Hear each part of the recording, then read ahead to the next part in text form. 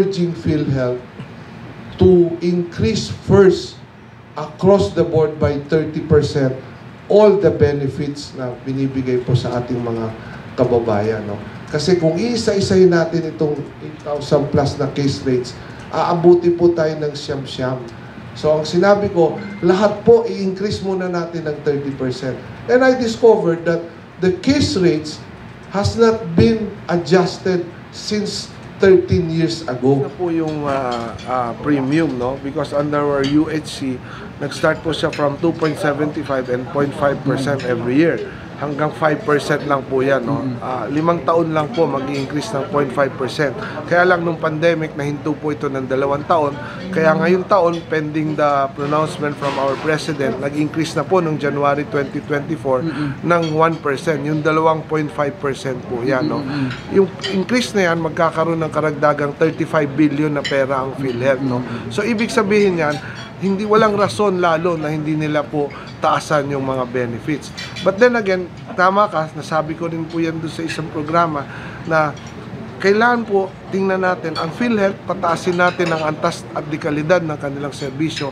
Pero tayo bilang member naman, gawin din natin ang ating pong dapat gawin, no? Pero sa darating po na panahon pa yan, no? Dahil sa ngayon, napakarami at enough, sapat, sobra-sobra yung pera po ng PhilHealth na nandyan.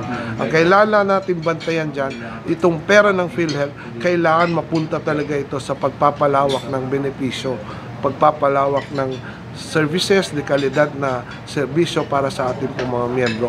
Because ang pangarap po natin dito, ang PhilHealth, dapat maging parang HMO na po ito ng bawat isang Pilipino.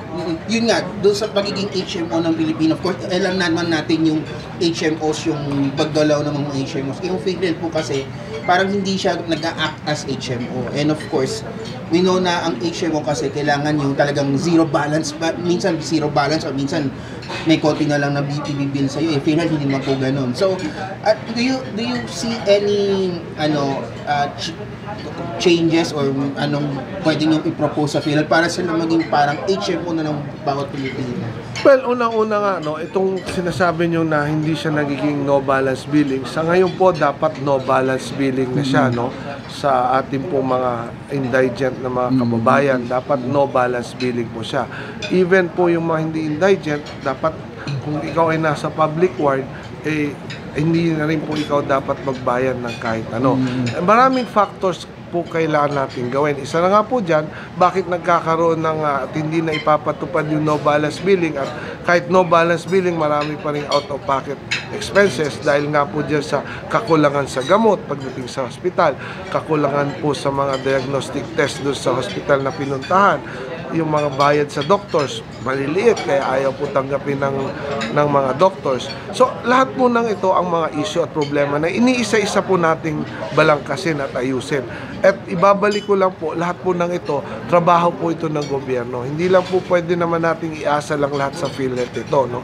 Katulad po ng mga diagnostic na test na sinasabi natin, kailangan po mag-invest ang ating pamahalaan dyan, no?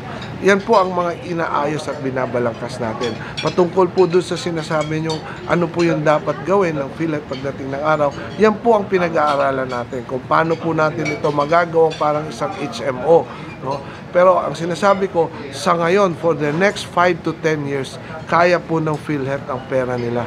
Hindi po sila kailangang magtaas pa. Itong taon na to, ang huling taon ng pagtataas nila. Kokontrahin na po natin kung magkakaroon sila ng move na itaas uli ito, no? After this. Ito, pinayagan natin ito, while ako, I personally believe, kahit hindi sila magtaas nito, kaya po. Pero dahil nakasaad po ito sa batas, under our Universal Healthcare Law, kaya ito na-implement na pagtaas, no?